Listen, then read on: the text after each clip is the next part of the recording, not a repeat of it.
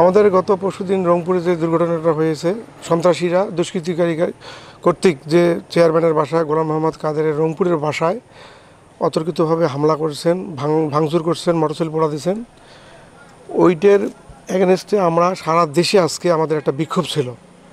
তারই আলোকে আমরা আজকে লালমনিরহাট জেলা জাতীয় পার্টি কর্তৃক আয়োজিত আমরা একটা বিক্ষোভ মিছিল করি। খুব সুন্দরভাবে এখানে পরিচালনা হয়েছে, বিক্ষোভ কোনো সমস্যা হয়নি।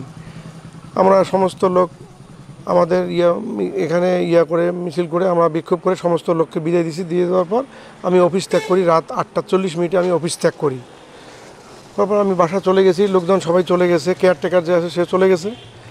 তারপর হঠাৎ করে আমি ফেসবুকে একটু দেখলাম, আমাকে কয়েকজন লিঙ্ক দিল যে আপনাদের পার্টি অফিস পোড়া দিছে, দুষ্কৃতিকারীরা আপনাদের পার্টি অফিস পোড়া দিছে। তখন আমি খুব দ্রুত চলে আসলাম। সম্ভবত এটা রাত 10:30টার দিকে এই ঘটনাটা তারা করছে। কিন্তু বর্তমান সিচুয়েশন যে পরিস্থিতি দেশে চলতেছে, দেশের সার্বভৌমত্ব, স্বাধীনতা সার্বভৌমত্ব খুব হুমকির মুখে। বর্তমানে দেশে কোনো কমান্ড কন্ট্রোল বলতে, চেইন অফ কমান্ড বলতে কোনো কিছু নেই, ভেঙে পড়ছে। কারণ যদি অন্য কোনো রাজনৈতিক দল বা অন্য কোনো ব্যক্তি যদি আমাদের আজকে জাতীয় পার্টি অফিস ভাঙতে আসে, তারা অফিস ভাঙুক, চুরি করুক, কোনো করুক, আগুন দেখ, তাতে যায় আসে না। কিন্তু তারা তো আমাদের এখানে মঠা চুরি করেছে। তারা তো আসল তাদের উদ্দেশ্য ছিল, তারা তারা লুট করার জন্য এখানে এসেছিল। আমি যেটা মনে করি, তারা এখান থেকে টিভি নিয়ে গেছে, একটা এলইডি টিভি ছিল আমাদের মোটর একটা ছিল, কম্পিউটার ছিল, তারপরে সোফা একটা ছিল, সোফা নিয়ে গেছে, এবং চেয়ারম্যান সাহেবের যে ছবি ছিল, চেয়ারম্যান সাহেবের ছবি সবগুলো শেষ করছে, একদম ভাঙি চুরমার করছে। এবং একটা আমাদের সাউন্ড বক্স ছিল, সেই সাউন্ড বক্সটা তারা নিয়ে গেছে। মানে মূল্যবান যে জিনিস যে কয়েকটা ছিল তারা নিয়েছে। এমনকি কাঠের চেয়ার ছিল 10টার মধ্যে একটা চেয়ার বাইরে পেলাম, আর 9টা চেয়ার এখান থেকে তারা লুটতরাজ করে নিয়ে গেছে।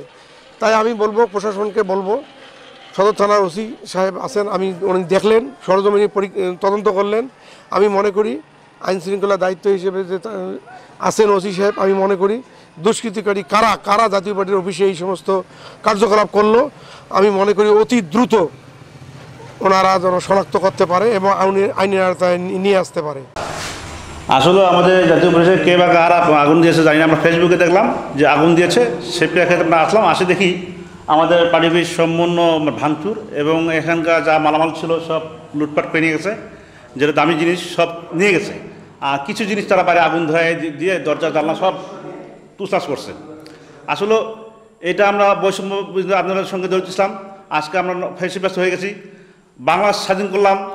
হ্যাঁ, এখন কিসের গেল বাংলাদেশ আমরা করলাম, বৈষম্যর আন্দোলনের বিরুদ্ধে করলাম। আজকে আমরা নিজেরাই বৈষম্য পড়ে গেছি। আমাদের লালমনিরহাট জাতীয় পার্টি আজ পর্যন্ত কোনো দলের সঙ্গে, লালমনিরহাট জেলা কারোর সঙ্গে কোনো দ্বৈত হয়নি, সবার সঙ্গে সৌহার্দ্যপূর্ণ বক্তব্য আছে। কিন্তু আজকে আমাদের লালমনিরহাট কেন হামলা হলো আমরা জানি না। এই মানে 11টার দিকে আমরা এই জিনিসটা দেখলাম। এত রাতে আসলে আপনাদের পার্টি অফিসে থাকা কথা না। এটা এখন প্রশাসন দেখবে যে কারা এই জিনিসটা করেছেন। না, আমরা চাই এটা সুস্থ তদন্ত হোক, সুস্থ তদন্ত হয়ে যারা করেছেন তাদেরকে আইনের আওতায় আনা হোক।